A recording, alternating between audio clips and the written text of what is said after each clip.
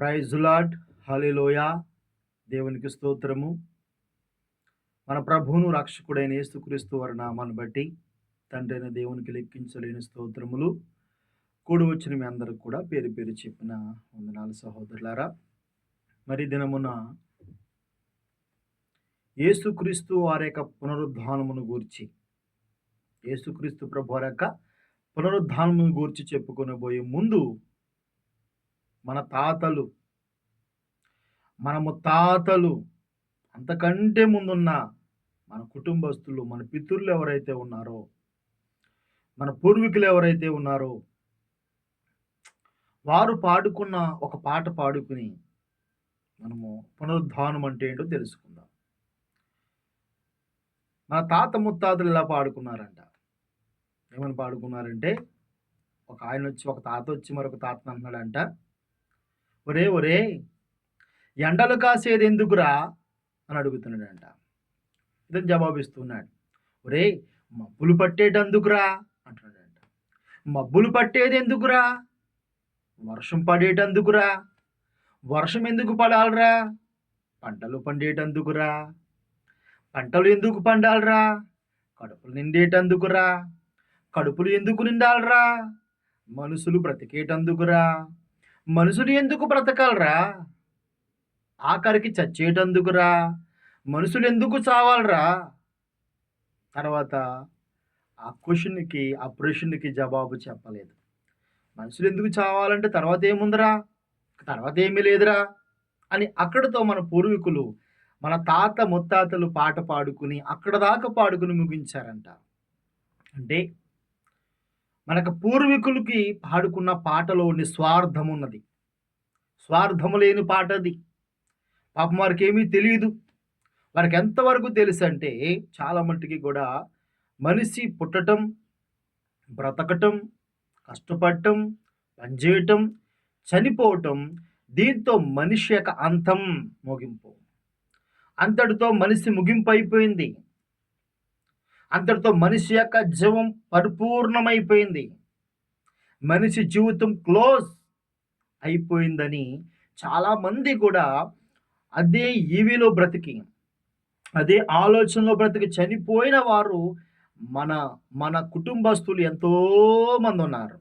అయితే ఈ రోజున మనము అలా కాకుండా కొన్ని గొప్ప గొప్ప వింతైన విషయాలు, ఆశ్చర్యపరిచే విషయాలు, ఎన్నో గొప్ప గొప్ప విషయాలు తెలుసుకున్నాము, మీరు నేను కూడా. ఏంటా విషయాలు? ఒక మాట వినబడుతుంది ఈ మధ్య మనకి. ఏంటా మాట? పునరుద్ధానము. పునరుద్ధానమా? అదేంటి? మా తాతలు ఎప్పుడు చెప్పలేదు, మా ముత్తాతలు ఎప్పుడు చెప్పలేదు. మరణము, మనిషి చనిపోయిన తర్వాత మరొక జీవితం లేదన్నారు. మరణము ముగింపు అన్నారు. అంటే మనిషి చనిపోయి కూడా బ్రతుకుతాడా? చనిపోయిన వ్యక్తికి పునరుద్ధానం ఉన్నదా? ఈ మాట మేము ఎప్పుడు వినలేదండి అని ఆశ్చర్యపరిచే ఒక మాటని ఈరోజు ప్రపంచమంతా కోడై కూస్తూ ఉంది. ఎక్కడ చూసినా ఆ యొక్క వచనాన్ని మనము వచనిస్తూ ఉన్నాం, ప్రకటిస్తూ ఉన్నాం, బోధిస్తూ ఉన్నాం, వింటూ ఉన్నాం. ఈ ఆశ్చర్యమైన మాట ఏంటి? ఆశ్చర్యమైన మాట అంటే, మనిషి పుట్టడమే కాదు, చనిపోవటమే కాదు, చనిపోయిన వ్యక్తి పునరుద్ధానము అంటే మరలా బ్రతుకుతాడంట. ఇది విచిత్రంగా ఉందండి.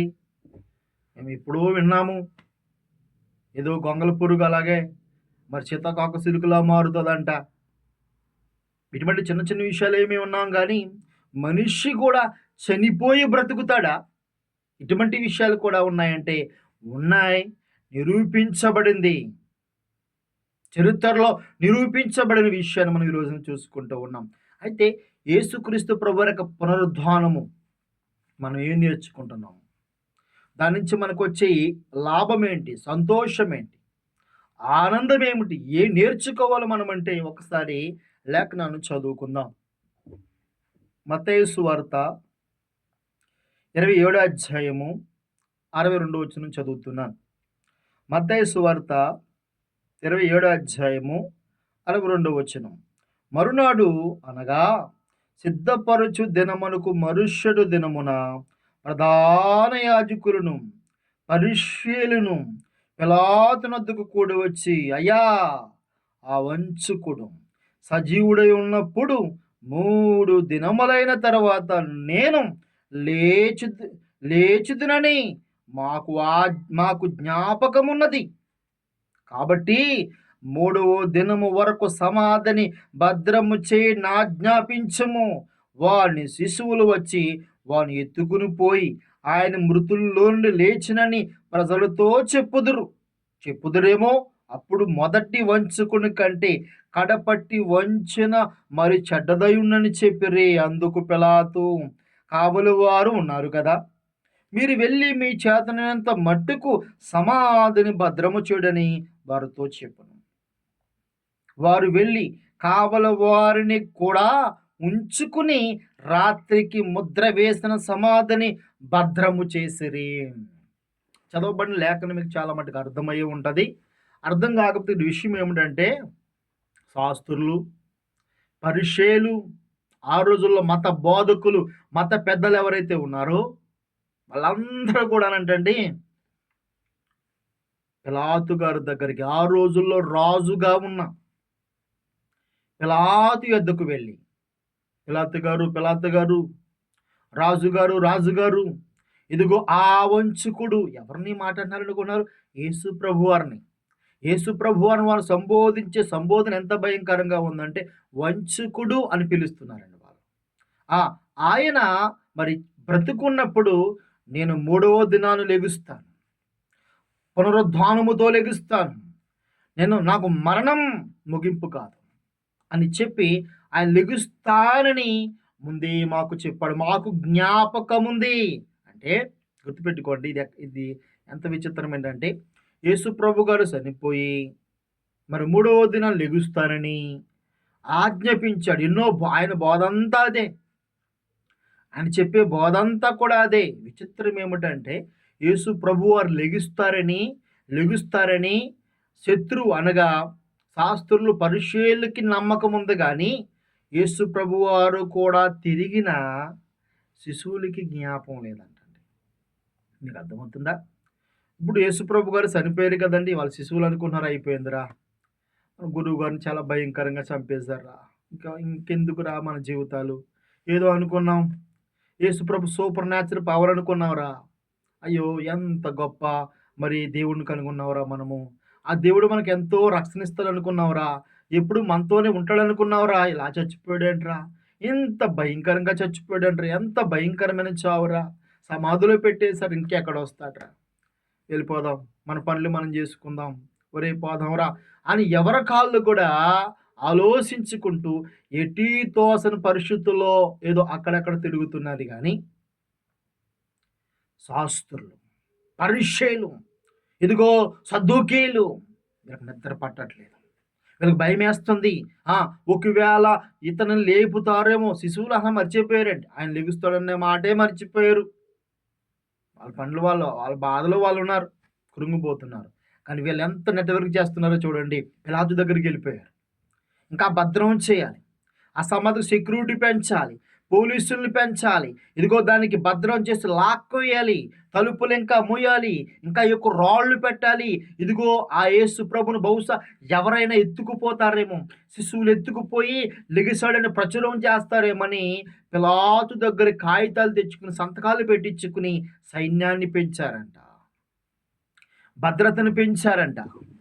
సైన్యాన్ని పెంచారు, భద్రతను పెంచారు, ఇంకా మొత్తం కట్టుదిట్టం చేశారండి మొత్తం అంతా కూడా. అయితే వెళ్ళారు, సమాధిని భద్రం చేశారు, ఆ సైనికులు పెంచారు, రాళ్ళు చుట్టూరు కూడా పెట్టేశారు, ఎవరు కూడా సమాధి యొద్దకు వెళ్ళలేరు. ఒక మనిషి అనేవాడు దాన్ని లాగటం చాలా అసాధ్యం, అంత కట్టుదిట్టంగా మరి ఆ యొక్క సమాధిని భద్రపరిచారంట. ఆదివారం రానే వచ్చింది. ఈరోజు ఆదివారం రానే వచ్చింది. యేసుక్రీస్తు ప్రభువారు చెప్పిన ఆ గడియ, ఆ సమయము రానే వచ్చింది. శిశువులైతే వాళ్ళు ఎక్కడున్నారో వాళ్ళకే తెలియదు. ఎవరమ్మా?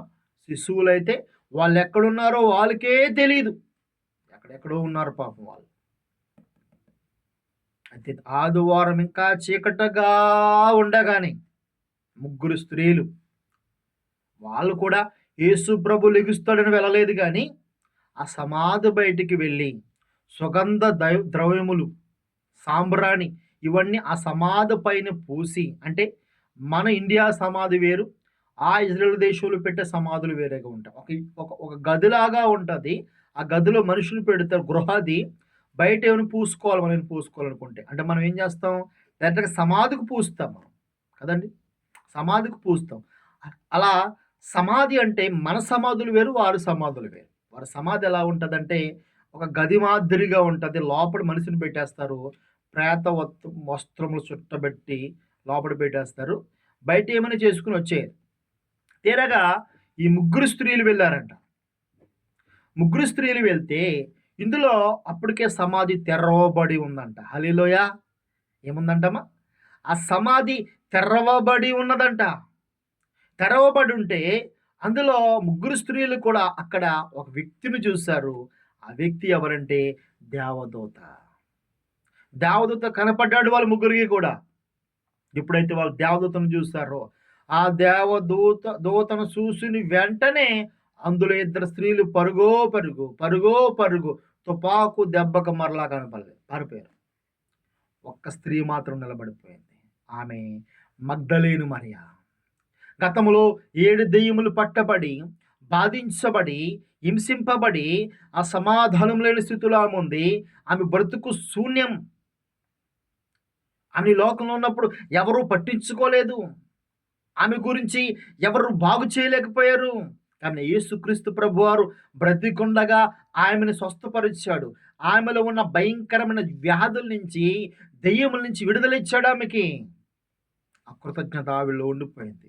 నా ప్రభుని ఎవరు ఎత్తుకుపోయారు, యేసు ప్రభుని ఎవరు ఎత్తుకుపోయారు అని ఆ సమాధుల్లో తిరుగుతూ ఉంది. నా ప్రభు ఎక్కడ, నా ప్రభు ఎక్కడ, యేసు ప్రభు ఎక్కడ, యేసు ప్రభు ఎక్కడ అని తిరుగుతూ ఉంటే దేవదూత అంటున్నాడు, అమ్మా సజీవుడైన వాడు మృతుల్లో మీరు ఎందుకు వెతుకుతారు?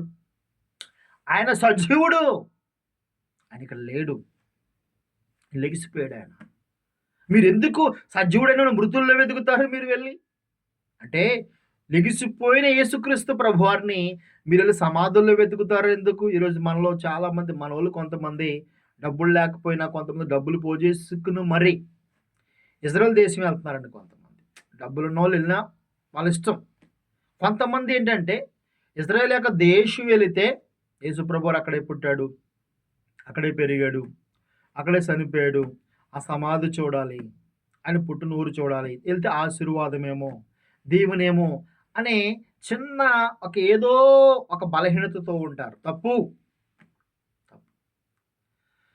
సజీవుడైన వాళ్ళు మృతుల్లోను బ్రతకూడదంకైనా, ఆయన సజీవుడు అయినా మృతులు ఎలా వెతుకుతారు? సమాధుల్లోకి ఎందుకు వెళ్తారు? ఆ ఊరిలోకి ఎందుకు వెళ్తారు? ఆ దేశంలోకి ఎందుకు వెళ్తారు?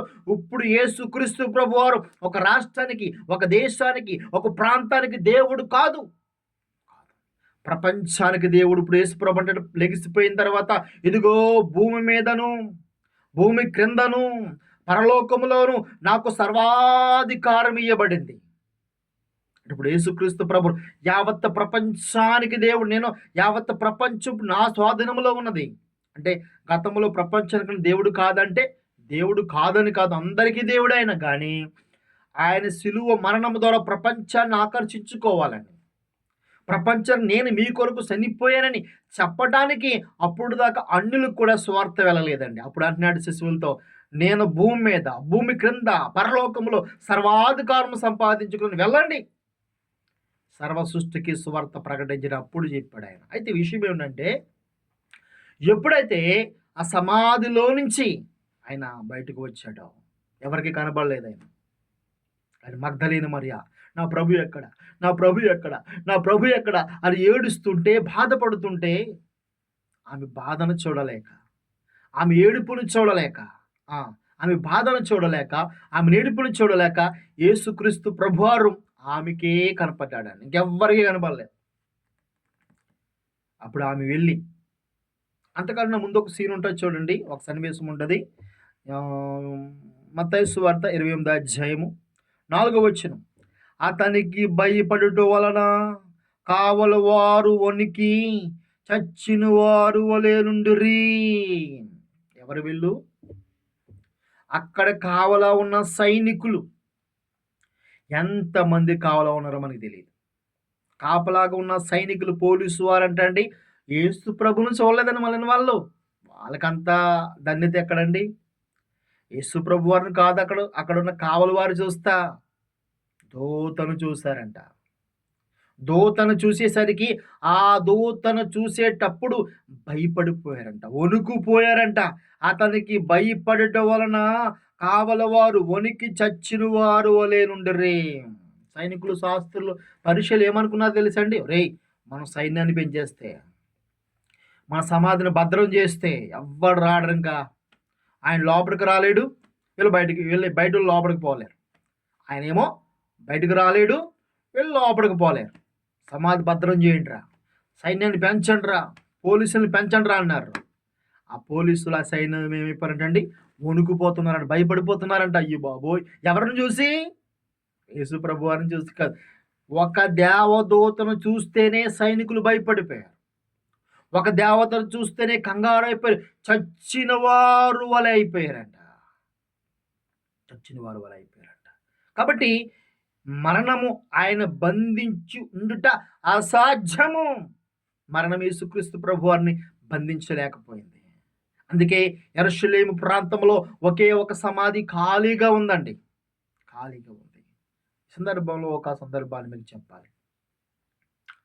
మరి నేపాల్ ప్రాంతంలో ఎక్కడో బుద్ధిని తాలూకా ఎముకలు ఏ దొరికాయంట అండి. బుద్ధిని తాలూకా ఎముకలు ఏ దొరికాయంట. అప్పుడు అందరూ పరుగు వెళ్తున్నారంట. ఏ బుద్ధుని తాలూకు ఎముకలు దొరికాయి మరి అని ఆశ్చర్యంగా, దండోపదండలుగా పరుగుని వెళ్తున్నారంట. అప్పుడు కుమారుడు అన్నాడంట, నాన్న ఎంత ఆశ్చర్యము, ఎప్పుడు చనిపోయాడు బుద్ధుడు, గౌతమ బుద్ధుడు, ఆయన అస్థికలు దొరికాయి, ఆయనకు ఎముకలు దొరికాయి, ఎంత ఆశ్చర్యము అని అందరూ ఆశ్చర్యంగా ఉంటే, ఆ కొడుకు తండ్రి సమాధానం ఇలా చెప్తున్నాడంట, నిజమే బాబు, ఈ ప్రపంచంలో చనిపోయిన ప్రతి వ్యక్తి జాడ దొరుకుతుంది బాబు, అస్థికలు దొరుకుతాయి, ఎముకలు దొరుకుతాయి, కానీ ఎప్పటికీ కూడా ఎముకలు కానీ ఎవ్వరికి కనపడని వ్యక్తి ఎవరైనా ఉన్నారంటే ఆయనే యేసుక్రీస్తు ప్రభువారు. ఆయనే నజరేయుడైన యేసుక్రీస్తు ప్రభువారు. ఆయన ఎముకలు ఎప్పటికీ దొరకవు, ఎముకలు ఎప్పుడు దొరకవు. ఆయన గురించి ఒక ప్రవచనం చూద్దాం. అపోస్తుల కార్యములో ఒక చక్కటి ప్రవచనం ఆయన గురించి ఉంది. అపోస్తుల కార్యములు 2:24 మరణము ఆయన బంధించినుట అసాధ్యము గనుక దేవుడు మరణ వేదనను తొలగించి ఆయన లేపును. ఆయన గూర్చి దావీదిట్లనను, నేను ఎల్లప్పుడూ నా ఎదుట ప్రభువును చూచుచుంటిని, ఆయన నా కుడి పార్శ్వమున ఉన్నాడు కనుక నేను కదల్చబడను. కావున నా హృదయం ఉల్లాసించెను, నా నాలుక ఆనందించెను, మరియు నా శరీరము కూడా నిరీక్షణ కలిగి నిలకడగా ఉండెను. నీవు నా ఆత్మను పాతాళంలో విడిచిపెట్టవు, నీ పరిశుద్ధుని కుళ్ళు పట్టనివ్వవు. నాకు జీవ మార్గములు తెలిపితివి, నీ దర్శనము మాకు అనుగ్రహించి నన్ను ఉల్లాసంతో నింపొదువు. చూడండి, యేసుక్రీస్తు ప్రభు వారి పునరుద్ధానమును గూర్చి, యేసుక్రీస్తు ప్రభు వారు పునరుద్ధానమును గూర్చి దావీదు దర్శనములో ముందే చూశాడంట. దావీదు దర్శనములో ముందే చూశాడంట అండి. నా ప్రభువుని నేను చూస్తూ ఉన్నాను, ఆయన కుళ్ళు పట్టడు, ఆయన శరీరం కుళ్ళిపోదు, ఆయన ఎముకలు ఉండవు. ప్రపంచంలో మీరు ఎన్ని సమాధులు వెతికినా ప్రతి వాని సమాధి ఉంటుంది. ఆ సమాధి తవ్వితే వాని ఎముకలు ఉంటాయి, వాని పుర్రు ఉంటుంది, వాడి ఎముకలు ఉంటాయి. ఆ ఇంక ఎముకలు మొత్తం అన్నీ కొన్ని తినేసిన కానీ భూమి కొని అలాగే ఉంటాయి. ఇప్పటికి కనబడని ఎముకలు ఎవరిని ఉన్నాయంటే ఖాళీ సమాధి, అది యేసుక్రీస్తు ప్రభు వారిది మాత్రమే. హల్లెలూయా! ఎంత గొప్ప ఆశ్చర్యకార్యం మీరు చూడండి. అయితే ఇక్కడ ఒక మాట మనం చదవాలి. ఒక మాట, కావున నా హృదయం ఉల్లాసించెను, నా నాలుక ఆనందించెను, మరియు నా శరీరము కూడా నిరీక్షణ కలిగి నిలకడగా ఉండెను. ఈరోజు క్రైస్తవుడా, క్రైస్తవురాలా, మనం ఒక చిన్న విషయాన్ని నేర్చుకుని ముగించేసుకుందాం పాట. ఈ రోజున మనందరికీ ఒక ఆనందం, మనందరికీ ఒక సంతోషం. ఇవాళ చూడండి, మరి ప్రపంచం అంతా కూడా మనం చూస్తే శుక్రవారం యేసుక్రీస్తు ప్రభువారు చనిపోయారని ప్రపంచమంతా ఏడ్చింది, రంకెలేసింది. మంచిది. నిన్నంతా సైలెంట్గా ఉంది. నిన్న ఇవాళ ఆనందం, అవధుల్లేని ఆనందం. శుభ్రంగా భోజనాలు తింటూ ఉన్నారు, మంచిదే. చక్కగా ఆనందిస్తూ ఉన్నారు, మంచిది. ఇక్కడ అదే చెప్తున్నాడు దావీదు, ఆయన పునరుద్ధానము, యేసుక్రీస్తు ప్రభు యొక్క పునరుద్ధానము, ఆయన చనిపోయి తిరిగి మూడవ దినాన లెగిసిపోవటం అనేది, పునరుద్ధానముడుగా లేవటం అనేది ప్రపంచానికి ఆనందం. నీకు ఆనందం, నాకు ఆనందం, మనందరికీ కూడా ఆనందమే. ఎందుకని? యేసుక్రీస్తు ప్రభువారు చనిపోయిన కుళ్ళు పట్టకుండా పునరుద్ధానుడిగా లెగిశాడు కాబట్టి నీవు నేను కూడా మరలా ఆయన వలె లెగుస్తామంట. ఆయన వలె నీకు నాకు మరొక్కసారి మరి మరణించిన మనకు కూడా పునరుద్ధానమున్నది. యేసు ప్రభువారు ఎలాగైతే మూడవ దినాలు లెగిస్తాడో అలాగే మరలా ఆయన వచ్చినప్పుడు మనం కూడా అదే విధంగా లెగుస్తామనకు నిరీక్షణ, ఒక ఆనందము, ఒక సంతోషము. అయితే ఈ దినాన క్రైస్తవ జీవితం ఎలాగున్నదంటే, సంవత్సరానికి ఒక రోజు మాత్రమే, అనగా శుక్రవారం ఏడిచి, శనివారం నిశ్శబ్దంగా ఉండి, ఆదివారం సంతోషించే క్రైస్తవులుగా ఈరోజు క్రైస్తవత్వం మారిపోయింది. మరలా చెప్తున్నాను, దయచేసి మీరు ఎవరు బాధపడొద్దు. శుక్రవారం ఏడిచి, శనివారం సైలెంట్గా ఉండి, ఆదివారం ఆనందించే క్రైస్తవత్వము దేవుడికి అవసరము లేదు. అసలు దేవుడికే ఆ యొక్క బ్రతుకు వద్దన్నాడు. మనం ఆనందించాలి, మనం సంతోషించాలి.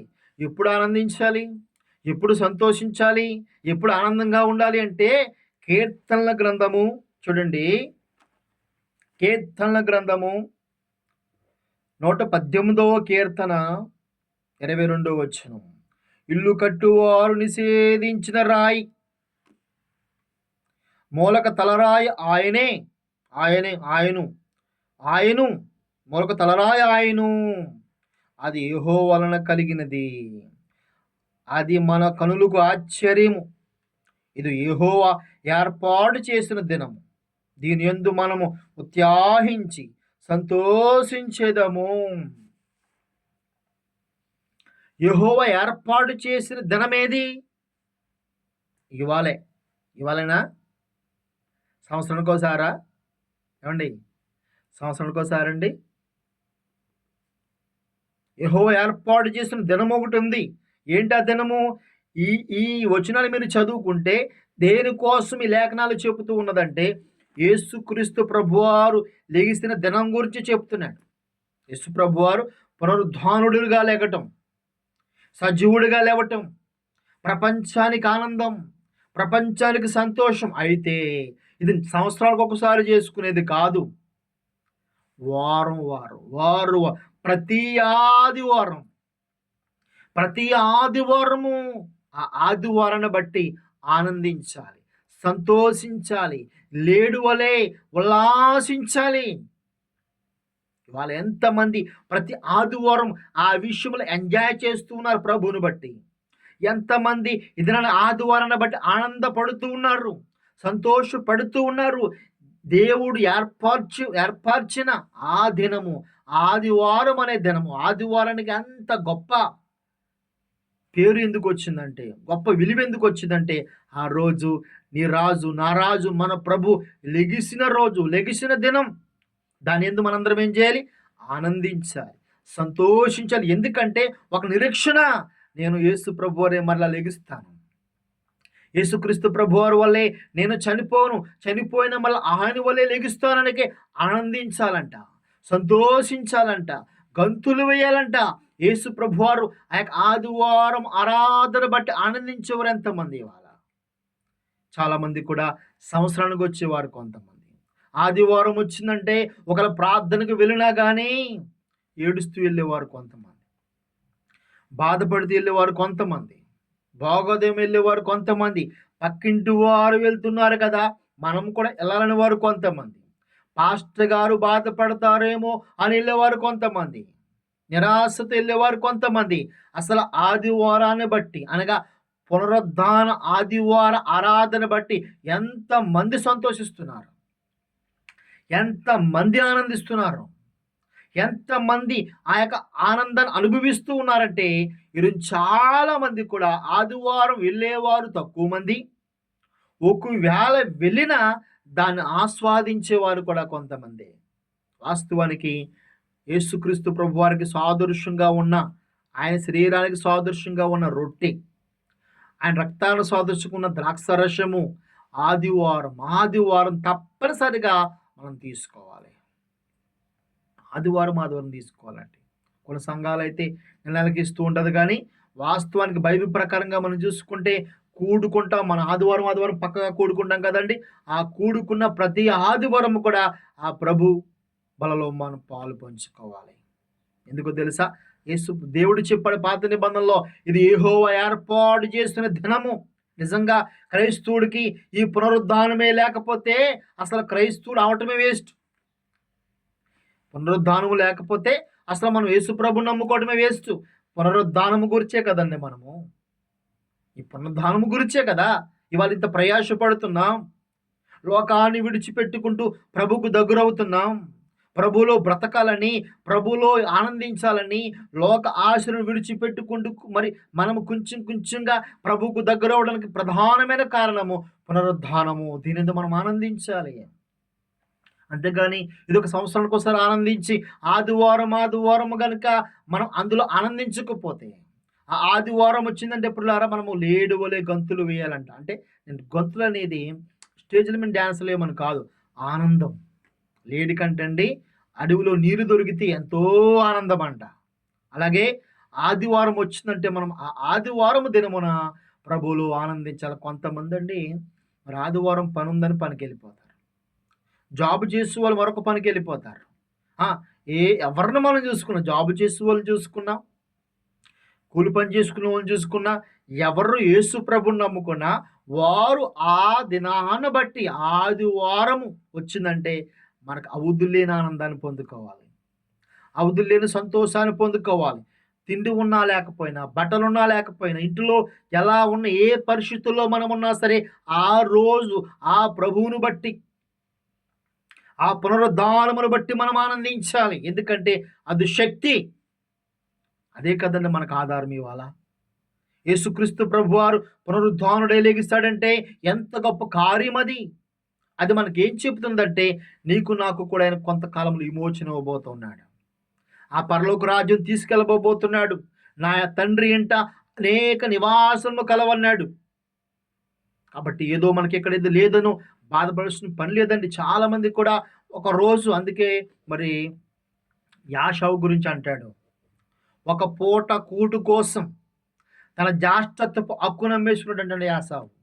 అతను అంటాడు ఎబిచారి, ఏమంటాడు ఎబిచారైన యాషావు.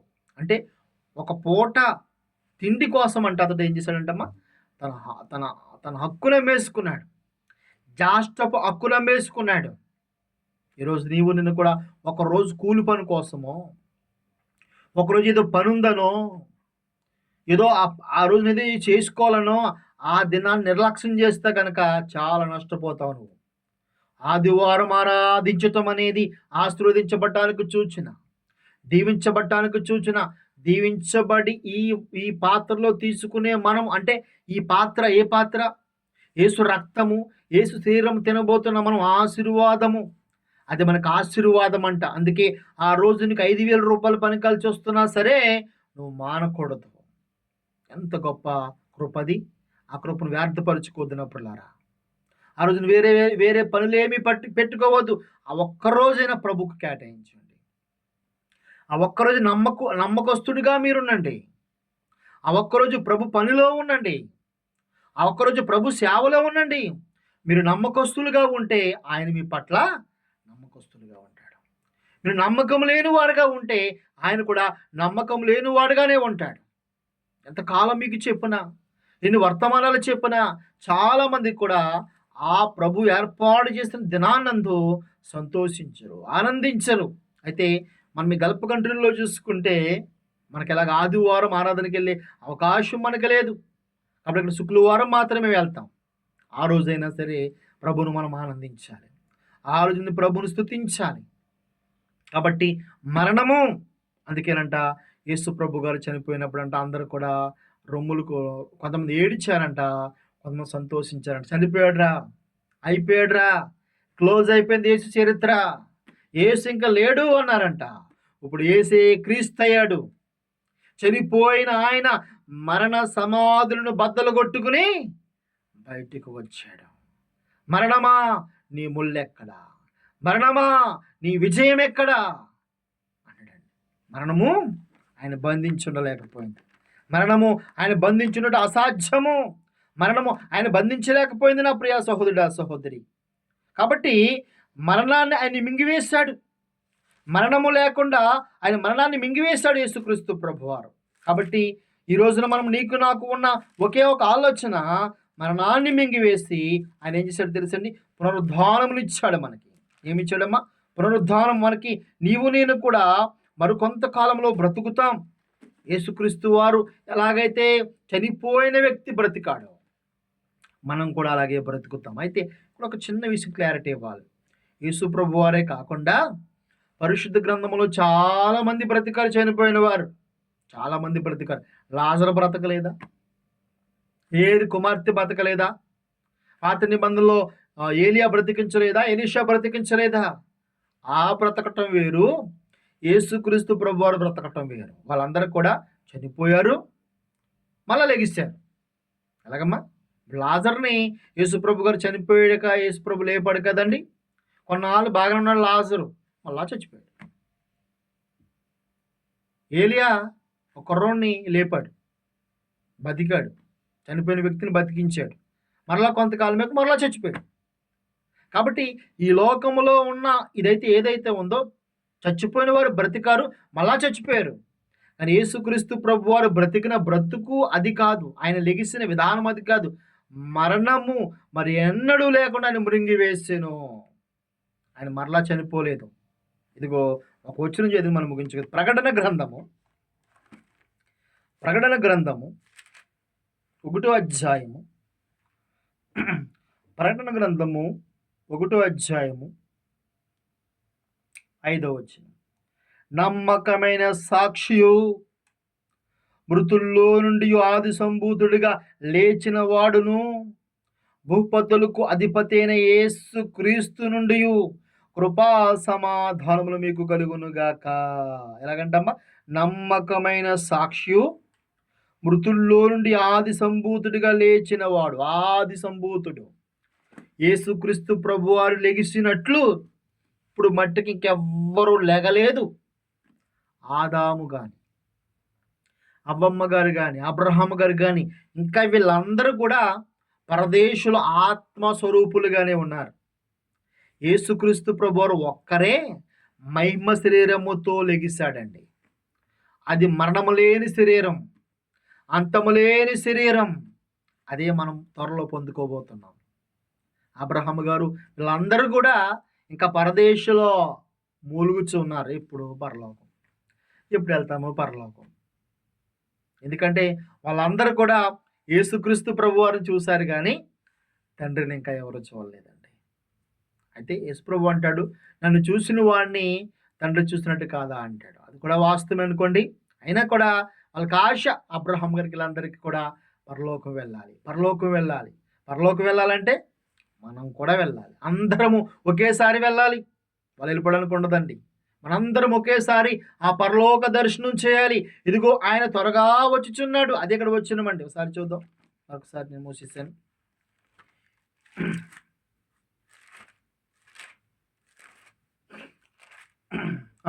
చదువుతున్నాను. 7వ వచనం.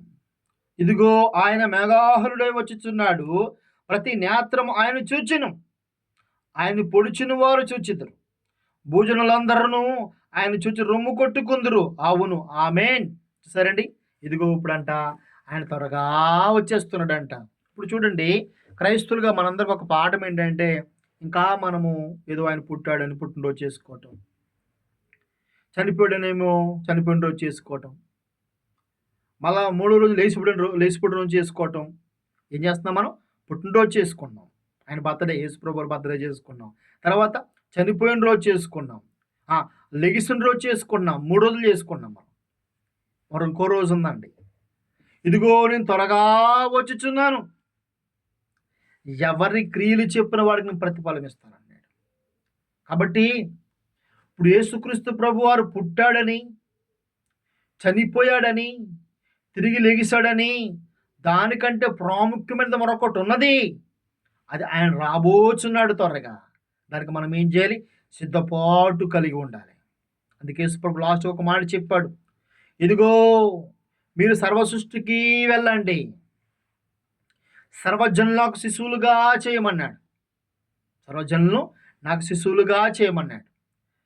సదాకాలము కూడా మీతో ఉంటానన్నాడు. మరొక మాట చెప్పాడు ఆయన, విన్నవాడు రక్షింపబడతాడు.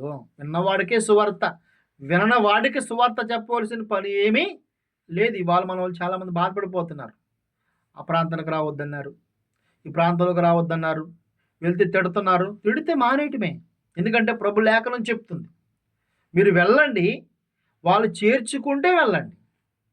వద్దురా బాబు మా ఇంటికి రావద్దురా అంటే, ఐ డోంట్ కేర్, ఏం పర్లేదు, మీ దుమ్ము విడిచిపెట్టి వచ్చేయండి అంతే. ఎందుకంటే విని గ్రహించిన వాడే మాత్రం రక్షింపబడతాడంట. వినని వాడికి తర్వాత ఆయన చూసుకుంటాడు. మరి తర్వాత ఏం చేస్తాడు? మన చేతుల్లో ఏం లేదు ఇంకా. కాబట్టి ఒకటే ప్రభు చెప్పాడు ఇప్పుడు మనకి, ఆయన చనిపోయాడు, తిరిగి లెగిస్తాడు. లెగిస్తున్న ఆయన అన్నాడు, నేను యుగా సమాప్తి వరకు నేను కూడా మీతో ఉంటాను. మరి మేము ఏం చేయాలి ప్రభువా? ఏం చేయాలి? మరలా మనం ఇప్పుడు వెనక్కి వెళ్ళిపోతాం. మరలా ఆయన పుట్టాడని, చనిపోయాడు, మరలా వెనక్కి వెళ్ళిపోతాం. ఇప్పుడు పుట్టాడు, చనిపోయాడు అనేది కాదు ఇప్పుడు ప్రజెంట్. ఇదిగో ఆయన త్వరగా రాబోచున్నాడు. కాబట్టి ఏం చేయాలంటే, ఆయన గూర్చిన వార్త ఎవరికైనా చెప్పటములో చాలా ఆసక్తి కలిగి ఉండాలి. చెప్పుచున్నప్పుడు వారు వినలేదా? వందనాలు బాబు చేయటమే.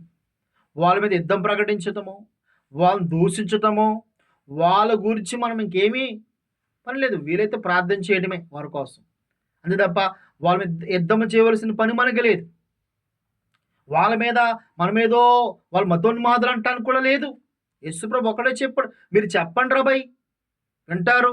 వినకపోతే వచ్చేయండి అంతే. మీరు వాళ్ళతో గొడవలేమీ పెట్టుకోవద్దు. ఈ మధ్య ఎంతమంది ఎంత రకరకాలుగా బూతులు తిడుతున్నారు కదండి. రకరకాల బూతులు వాళ్ళు వాడే విధానం చూస్తుంటే నిజంగా మన దైవసేవకులకి, మరి మన సువార్త చేస్తానికి వీళ్ళందరికీ కూడా పాద నమస్కారం చేయాలి. వాళ్ళకి ఎంత ఓపికగా వెళ్తున్నారో, ఎంత ఓపికగా వాళ్ళు తిడుతున్నా కూడా చాలామంది వచ్చేస్తూ ఉన్నారు.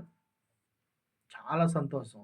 కానీ కొంతమంది సేవకులు సువార్త కూడా అడ్డుపడుతున్నారు పిల్లలు. కొంతమంది సేవకులు ఎందుకంటే సువార్త చేస్తున్నవారు సైలెంట్గా వెళ్తున్నారు, సైలెంట్గా సువార్త ప్రకటిస్తున్నారు, వచ్చేస్తున్నారు. కానీ కొంతమంది సేవకులు వాడు సువార్తకి వెళ్ళకపోగా మతోన్మాదులను తిడుతూ మరి అన్ని జనులకు మనకి ఇంకా ద్వేషం రెచ్చగొడుతున్నారు కొంతమంది. దయచేసి అటువంటి వారిని మనం ఎంకరేజ్ చేయకూడదు. అటువంటి వారు మారాలని కూడా మనం ప్రార్థన చేయాలి. కాబట్టి ఈ యొక్క పునరుద్ధాన దినము నుంచి మనం నేర్చుకునేది ఏంటంటే, ఆయన మరి సమాధిని గెలిచాడు. మరణము ఆయన బంధించి ఉండలేకపోయింది. ఆయన అలా లెగటం వల్ల నీకు నాకు వచ్చిన లాభం ఏంటంటే, భవిష్యత్తులో నీకు నాకు నిరీక్షణ ఉంది. భవిష్యత్తులో నీకు నాకు నీవు నేను కూడా అదే విధముగా లెగుస్తామంట మనందరం కూడా. కాబట్టి నా ప్రియ సంగమా, మనము ఏదో సంవత్సరానికి ఒక్కసారి మాత్రమే కాకుండా ప్రతిరోజు, మరీ ముఖ్యంగా మనకి దేవుడిచ్చిన ఆజ్ఞ ఆదివారం